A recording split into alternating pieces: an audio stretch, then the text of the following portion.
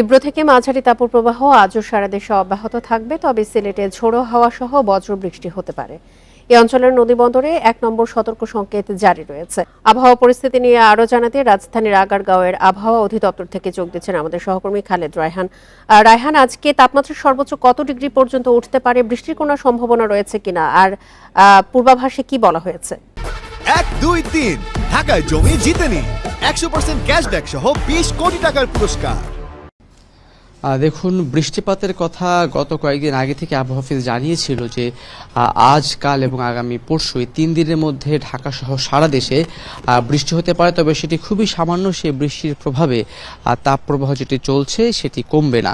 আর তাপমাত্রার কথা যদি বলতে চাই, নিশ্চয়ই জানেন যে গত কয়েকদিন ধরে ঢাকা সহ সারা দেশে মৃদু থেকে মাঝারি তাপদাহ চলছে, সেটি আগামী কয়েকদিন অব্যাহত থাকবে। বিশেষ করে এই পুরো মাস জুড়েই এই তাপদাহ সেটি কিন্তু চলবে এবং এর মধ্যে তাপমাত্রা ওঠানামা করবে। আবহাওয়া যেটি বলছে যে বৃহস্পতিবার শুক্রবার থেকে চলমান যে তাপদাহ সেটির পরিমাণ আরও বাড়তে পারে এবং বাতাসে জলীয় বাষ্পের পরিমাণ বেশি থাকে, কিন্তু গরম এবং যেই ঘাম সেটি বেশি হচ্ছে এবং আগামী মাসের আগে আসলে বড় বৃষ্টিপাতের তেমন কোনো সম্ভাবনা নেই। তবে যেহেতু এটি কাল বৈশাখীর সময়, যে কোনো সময় কাল বৈশাখী ঝড় হতে পারে এবং সেটা যদি হয় তাহলে তার প্রভাব হয়তো কয়েক ঘন্টা থাকবে। তখন কয়েক ঘন্টা ঠান্ডা অনুভূত হলেও তারপরেও কিন্তু আবার সেই ভ্যাপসা গরম বা সেই দাবদাহ সেটি কিন্তু চলমানই থাকবে। আসলে আবহাওয়া অফিসের পক্ষ থেকে যেটা বলা হচ্ছে সেই হিসাবে কিন্তু খুব শিগগিরই কোনো সুখবর আসলে জনসাধারণের জন্য নেই। কারণটি হচ্ছে খুব বেশি তাপমাত্রা কমার কোনো সম্ভাবনা নেই, একই সঙ্গে বৃষ্টিপাতের, ভারী বৃষ্টিপাতের কোনো সম্ভাবনা কিন্তু নেই।